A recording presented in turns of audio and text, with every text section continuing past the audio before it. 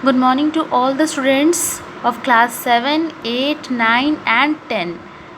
I am back again with a new video which is very important for all of you because this is a common topic in each class. ऐसे तो ये topic की जो शुरुआत है वो class 7 से हो जाती है, बट एक बार अगर आपको क्लास 7 में ये समझ में नहीं आया then you will be facing difficulty in class 8 also, class 9 and will continue till class 10. तो आपको ये टॉपिक है जो अच्छे से क्लियर करनी है and this topic is regarding the angles, lines, transversal, parallel lines etcetera. So एक एक करके हम सारी टॉपिक को समझेंगे. इसके अंदर में जो टॉपिक हमारी इम्पॉर्टेंट है हम सबको समझते हुए आगे बढ़ेंगे. सो सबसे पहले हम लोग स्टार्ट करते हैं एंगल्स के साथ में. तो जैसा कि आप सभी जानते हैं, जब दो लाइन सेगमेंट एक दूसरे को कहीं ना कहीं कट करती है, किसी पॉइंट पे कट करती है, तो उन दोनों के जो बीच में जो डिस्टेंस बनता है दोनों लाइंस के बीच में, this is called an angle. इसको एक एंगल कहा जाता है. तो इधर वाला भी जो बना है वो भी एक एंगल है. This side is also an angle. तो अगर हम नेमिंग दे, if we give the naming here, then angle A B D, A B जो सेंटर पॉइंट है और D, A B D is an angle and also angle A B C, angle A B C, angle A B C भी दूसरी angle है. तो एक तरफ ए B D है और एक तरफ ए बी सी है. तो अगर ए बी डी को देखोगे तो ये छोटा सा एंगल है, छोटा सा एंगल है, that is acute angle and hence it's name is acute angle. क्योंकि 90 डिग्री से ये छोटा है इसीलिए इसका नाम क्या होता है, एक्यूट एंगल. और इधर वाली एंगल जो 90 डिग्री से बड़ी एंगल है that is called as obtuse angle. Angles को समझने में कोई दिक्कत नहीं होना चाहिए. जब लाइन सेगमेंट इंटरसेक्ट करता है, इंटरसेक्ट मतलब काटता है कहीं एक दूसरे को एक पॉइंट पे, तो एंगल्स फॉर्म होते हैं. समझते हैं उसकी अगली टाइप की एंगल क्या है. Next is our right angle. Right angle को हम और भी क्या कह सकते हैं, 90 डिग्री और परपेंडिकुलर लाइंस. जब भी हम परपेंडिकुलर लाइन ड्रॉ करते हैं तो एक लाइन के ऊपर दूसरा लाइन कैसा रहता है, राइट एंगल में रहता है. सो राइट एंगल्स जो होते हैं वो हमारे 90 डिग्री वाले एंगल्स होते हैं.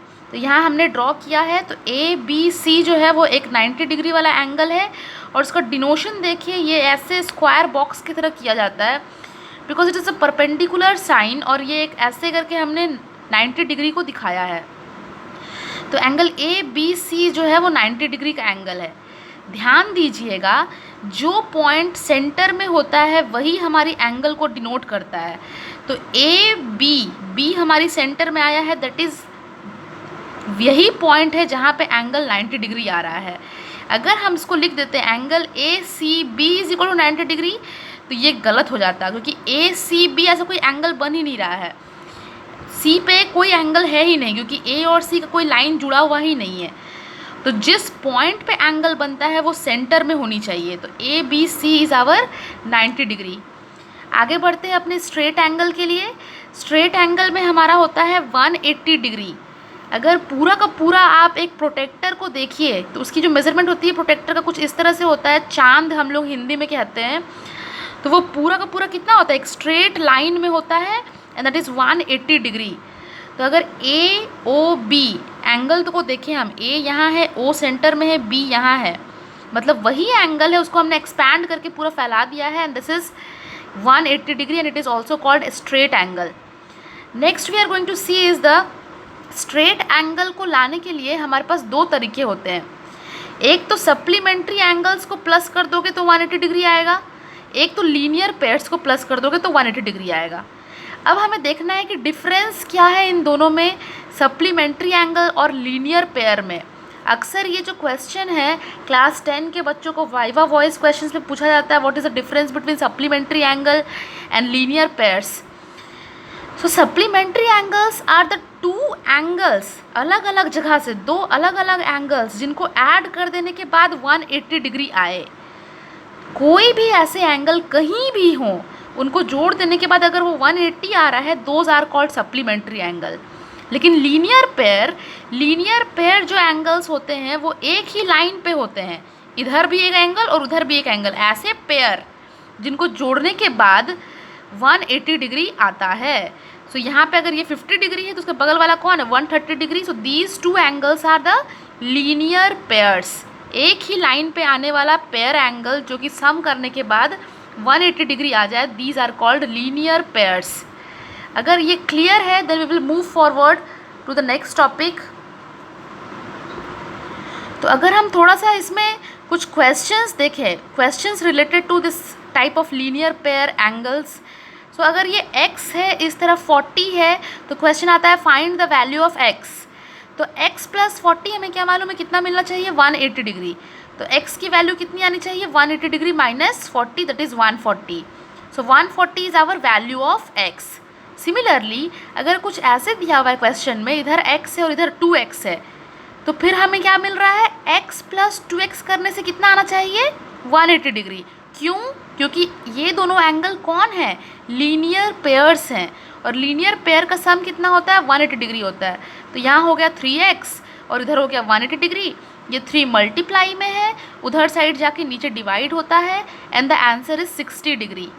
सो x की वैल्यू आ गई 60 डिग्री और दूसरे साइड में है 2x, तो 2 इंटू 60 दैट इज़ 120 डिग्री। तो ऐसे कुछ क्वेश्चंस हैं, जनरल क्वेश्चंस हैं जो एग्ज़ाम में आ सकते हैं क्लास 7 वालों के लिए। आगे बढ़ते हैं हम लोग 360 डिग्री और कंप्लीट एंगल की तरफ। कंप्लीट एंगल जो होता है, जब हमारा एक आर्म रोटेट हो के पूरा घूमते हुए पूरा फुल सर्कल बना के वापस इसी के ऊपर ओवरलैप कर जाए, उसको कहा जाता है कंप्लीट एंगल। सो यहाँ हम देख रहे हैं कि यहाँ से अगर हम रोटेट करना शुरू करते हैं तो एक एरो दी हुई है, इस तरफ घूम के हमने आया, जो पूरा पूरा एंगल कंप्लीट किया हमने, दैट इज़ कंप्लीट एंगल। तो 180 मतलब आधा घूमते थे, तो एक और 180 घूमेंगे तो पूरा घूम जाएंगे। तो यहाँ से यहाँ तक 180, फिर यहाँ से यहाँ तक 360, 180 प्लस 180 दैट इज़ 360। सो अगर अभी तक एंगल्स की सारी चीज़ें क्लियर हो गई है तो हम कुछ क्वेश्चंस देख लेते हैं आपके कंप्लीट एंगल्स के लिए। सो ये जो क्वेश्चन दी गई है कंप्लीट एंगल के लिए दिया है, तो इसमें आप देख सकते हो कि वैल्यूज़ दिए हुए हैं 2x, x, 120 degree, 155 degree. Value किसका निकालना है, x का। तो हमें क्या पता है कि इन सबको जोड़ देने के बाद एक फुल राउंड ही मिलेगा, हमें फुल सर्कल मिलेगा। That should be equal to how much, it should be equal to complete angle. तो हमने क्या किया, सभी को ऐड करके 360 से इक्वेट कर दिया। अब आपको x है और 2x है, दोनों को जोड़ने से मिलेगा 3x और इस दोनों को जोड़ने से मिलेगा 275। 275 दूसरी तरफ चला जाएगा। Then you are going to solve this. ये कुछ पॉइंट में आ रहा है, डेसिमल में आ रहा है, कोई बात नहीं है। और 2x के लिए 2 से मल्टीप्लाई कर दोगे, you will get the answer. तो आपको बस ध्यान यही रखना है कि कितने भी साथ में एंगल को जोड़ दिया जाए, सबको मिलाने के बाद एक कंप्लीट एंगल बनता है, that is 360 degree. So this is a type of question, another type of question which we can get. Now we come to the next topic, which is very very important topic, that is called transversal. Transversal आपको समझना बहुत ज़्यादा ज़रूरी है। Transversal एक ऐसी line होती है जो दो से अधिक लाइंस को कट करती है, कहीं एक एक जगह पे कट करती है। मान लो हमने ये तीसरी लाइन भी ड्रॉ कर दी, तो ये 3 लाइन को कट करने वाली जो ये लाइन है, इसको हम ट्रांसवर्सल कहेंगे। वो लाइंस कैसे भी हो सकते हैं, अगर ये पैरेलल है, ये नॉन पैरेलल है, तब भी इसको एक लाइन कट कर रहा है, दैट इज़ ऑल्सो ट्रांसवर्सल। ये दोनों तो इंटरसेक्टिंग लाइन है, कहीं ना कहीं मीट कर गया, उसको भी एक कट कर रहा है, जो लाइन है वो ट्रांसवर्सल है। कोई भी एक ऐसी लाइन विच इंटरसेक्ट 2 और more than 2 given lines in a plane is called transversal. लेकिन अगर एक लाइन ऐसे ड्रॉ किया, उसके ऊपर एक लाइन L ड्रॉ कर दिया, this is not a transversal.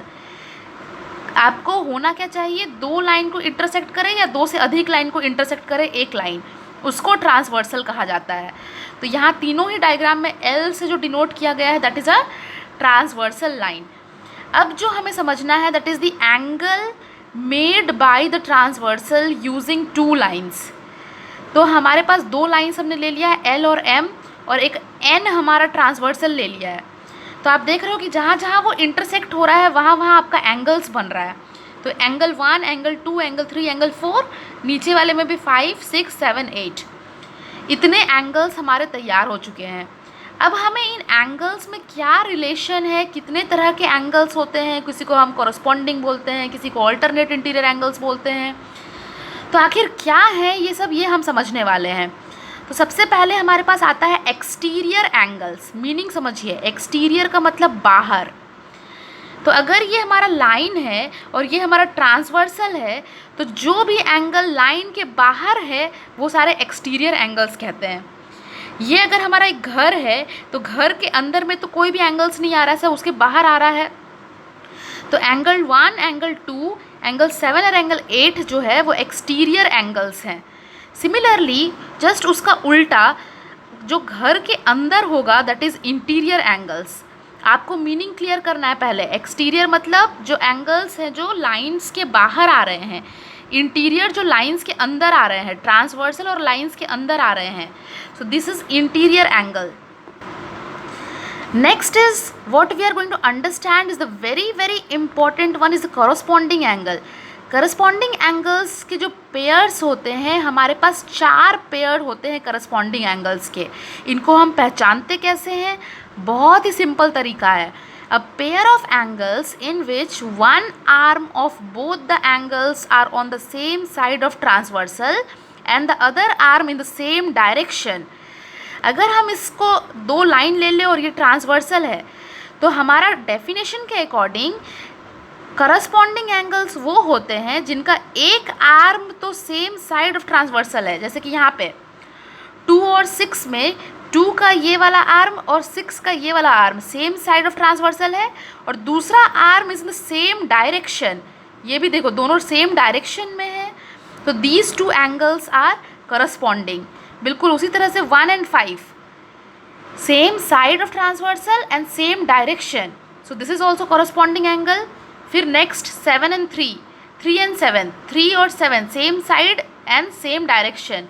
और बिल्कुल वैसे ही आपका 4 और 8 सेम डायरेक्शन है और सेम साइड ऑफ ट्रांसवर्सल है, एक आर्म। तो आपको total 4 pair of corresponding angles मिलते हैं। और आप देख के भी बोल सकते हो कि ये एंगल्स कैसे नज़र आ रहे हैं, बिल्कुल इक्वल नज़र आ रहे हैं। सो करस्पॉन्डिंग एंगल का जो प्रॉपर्टी होता है वो होता है they all are equal to each other. तो जो एंगल 2 होगा वो 6 के बराबर होगा पहली फिगर से, जो एंगल 1 होगा वो 5 के बराबर होगा दूसरी से, 3 होगा जो 7 के बराबर होगा, 4 होगा जो 5 के बराबर हो 8 के बराबर होगा। तो these are the corresponding angles. Next we are going to see is about the alternate interior angles. Interior हमने समझ लिया है, जो घर के अंदर एंगल्स होते हैं 4 एंगल्स आर द इंटीरियर। लेकिन क्वेश्चन है अल्टरनेट इंटीरियर। अल्टरनेट का मतलब होता है एक के बाद एक। अगर हम अल्टरनेट डेज बोलते हैं तो मंडे, ट्यूसडे छोड़ के वेडनेसडे, वेडनेसडे के बाद थर्सडे छोड़ के फ्राइडे। तो अल्टरनेट मतलब उल्टा सीधा, मतलब बराबर लाइन में नहीं आना चाहिए, एक इधर है तो एक उधर है। तो अल्टरनेट इंटीरियर एंगल्स यहाँ पे कौन कौन है? 6 है और 4 है और 3 and 5 है। इंटीरियर तो चारों हैं, लेकिन अल्टरनेट कौन है? जो इस एक दूसरे के बगल में नहीं है, those are called alternate angles. तो 6 and 4 है जो बराबर है और 3 and 5 है जो बराबर है, because these are the 2 pairs of alternate interior angles. बिल्कुल वैसे ही अल्टरनेट एक्सटीरियर एंगल्स बाहर की तरफ में जो अल्टरनेट साइड में है, एक इधर घुमा हुआ है तो दूसरा उधर घुमा हुआ है, एक इधर घुमा है तो दूसरा उधर घुमा हुआ है। So these 2 are equal. एक और टॉपिक है जो बहुत ही खास है आपके लिए, जो है आपका angle on the same side of the transversal. बिल्कुल इससे क्वेश्चंस आता ही आता है। अगर ये आपका ट्रांसवर्सल है, एंगल 4 और एंगल 5 को देखोगे, जो मैंने येलो कलर से कलर किया है, दोनों ही ट्रांसवर्सल के इस तरफ है और दोनों ही कैसे एंगल है? इंटीरियर एंगल्स हैं in the same side of transversal. जब भी आपको कुछ ऐसा मिल जाए तो these 2 angles when added together they will give you 180 degree. ये इसका एक प्रॉपर्टी है। तो उसी तरह से एंगल 3 और एंगल 6 जो है वो सेम साइड ऑफ उस तरफ है, दोनों सेम साइड ऑफ ट्रांसवर्सल है। दोनों को ऐड करोगे तो कितना आ जाएगा? 180 degree. And 180 degree is called supplementary angles. So angle 4 और 5 दोनों को जोड़ने के बाद 180 डिग्री आएगा। एंगल 3 और 6 दोनों को जोड़ने के बाद 180 डिग्री आएगा। बिल्कुल वैसे ही एक्सटीरियर एंगल्स के लिए भी होता है। तो अगर हम सेम साइड ऑफ ट्रांसवर्सल को, ऊपर के दोनों एंगल को, एक्सटीरियर को देखेंगे, सेम साइड ऑफ ट्रांसवर्सल है, दोनों एंगल एक्सटीरियर है, दोनों का सम 180 आएगा। उसी तरह से ये पिंक वाली एंगल जो मैंने बनाई है, दोनों का सम 180 आएगा। Last but not the least, this topic is very important, that is vertically opposite angles. कभी भी हमारी जो लाइन है जो x के शेप में होती है, मतलब दो लाइंस एक दूसरे को कहीं एक पॉइंट पे क्रॉस कर रहे हैं, तो ये एंगल और ये एंगल, आप ब्लू से मैंने दोनों एंगल को मार्क किया है, दे बिकम इक्वल. अगर ये 30 डिग्री है तो ये भी 30 डिग्री होगा. जो एक दूसरे के अपोजिट आते हैं और वर्टिकली मतलब सीधी लाइन में आते हैं, they are called vertically opposite angle and these angles are equal. अगर ये 105 डिग्री है तो ये भी 105 डिग्री ही होगी, क्योंकि ये एकदम लाइन में अपोजिट आ रही है, वर्टिकली अपोजिट है. उसी तरह से ये समझने वाली बात है कि वर्टिकली अपोजिट एंगल अगर हम इसको कंसिडर करें, तो आप देख रहे हैं ये ब्लू से मैंने कलर किया, येलो से मैंने कलर किया है, और साइड में एक डॉटेड लाइन भी दिया है ताकि ये वाला लाइन जो है स्ट्रेट इधर जाए और ये लाइन जो है स्ट्रेट इधर जाए. आप देख रहे हो कि इस दोनों के बीच में इतनी गैप हो रही है कि मतलब ये लाइन जो है ऐसे टिल्टेड जा रहा है. तो कभी अगर ये लाइन टिल्टेड हुआ तो और इसकी ये वर्टिकली अपोजिट नहीं कहलाएगा. वर्टिकली अपोजिट होने के लिए दोनों ही स्ट्रेट होने ज़रूरी हैं, दोनों को एक जगह में क्रॉस करना ज़रूरी है. तो ये जो डायग्राम है अभी आपके पास, ये कुछ इस तरह से है. ये बाहर की तरफ चला जा रहा है, ये क्रॉस नहीं कर रहा. तो ये एंगल और ये एंगल में डिफरेंस है, they are not vertically opposite angle. तो आप यहाँ देख सकते हो angle SOP is not equal to angle TOU के बराबर नहीं है, लेकिन किसके बराबर? TOV के बराबर है, क्योंकि ये स्ट्रेट लाइन ऐसे ऐसे कट कर रहा है दोनों. So I hope these topics are very clear to everyone, और ये आपको बहुत हेल्प आएगा. अगर आप बार बार रिपीट करके देखना चाहो तो इसको वीडियो को देख सकते हो और आपको अच्छे से समझ में आ जाएगा लाइन्स एंड एंगल्स के बारे में.